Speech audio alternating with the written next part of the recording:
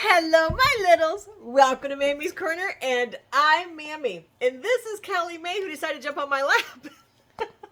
Ouch.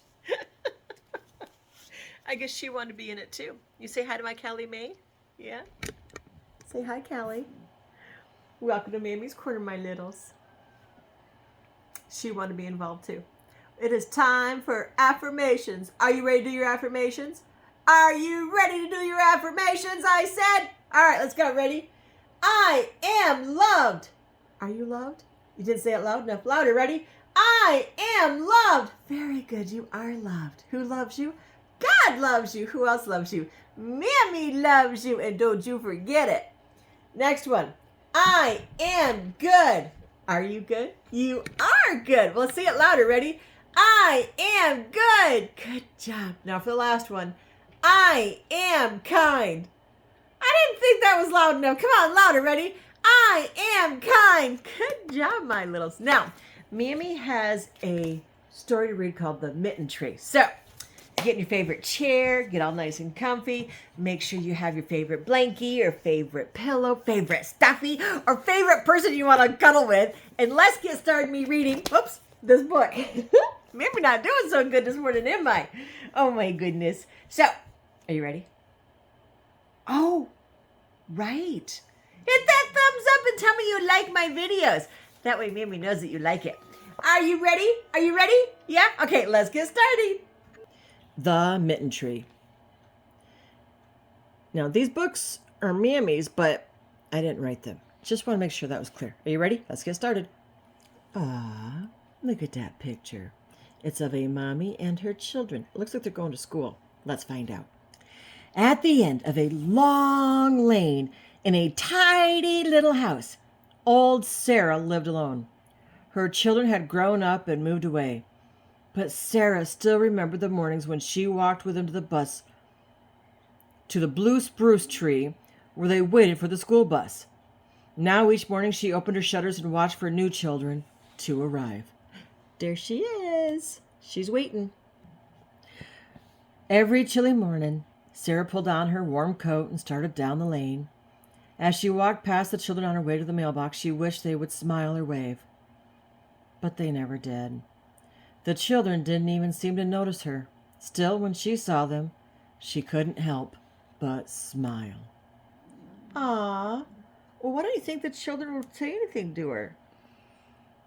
Do you think it's because she's a stranger? Maybe. Let's find out. One winter morning, after the first snow had fallen, all the children were making snowmen and throwing snowballs. All except for one little boy in a blue cap and coat. There he is. Even his boots were a dark shade of blue. He stood away from the others with his hands sunk deep in his pockets. When the school bus arrived, he lingered behind and was last in line. As Sarah watched the little boy climb to the bus, she could see one thing. He had no mittens. No mittens. Oh, no. His hands must be cold. All that day, Sarah couldn't stop worrying about the little boy with no mittens. Late in the afternoon, as the sky grew dark, Sarah dug through the basket of yarn scraps she had saved for many years. She found her needles and 4 shades of blue wool. Then Sarah began to knit. Oh, look. She's knitting. What do you think she's making? Let's find out. Sarah worked late into the night. When the sun began to rise, she hurried to the bus stop and hung the mittens on the old blue spruce tree. From behind the hedge, Sarah watched. The little boy was the first to arrive. He saw the mittens. He reached up and tried them on. They fit! With a big smile, he made a perfect snowball and threw it high into the winter sky. Aw, that was nice, wasn't it, my littles? Oh, my goodness. Threw it way up high because he had mittens to keep his hands warm now. That was so nice of Sarah, but why didn't she tell him that she did it? Let's find out. Soon, a little girl in a red coat arrived. Her mittens didn't match. That night, Sarah knitted the red yarn. Every day now, as Sarah went to the mailbox, she watched for children without mittens. Then she would hurry home and knit.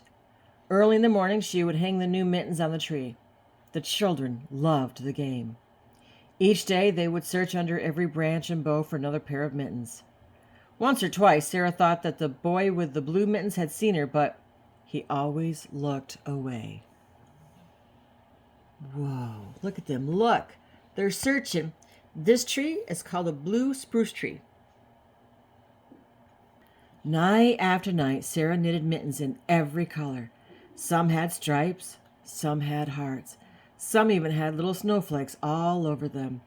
Somehow, even though she had never spoken to the children, Sarah felt that they had become her new family.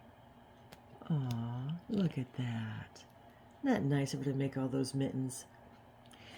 On the last day before winter vacation, Sarah awakened before dawn.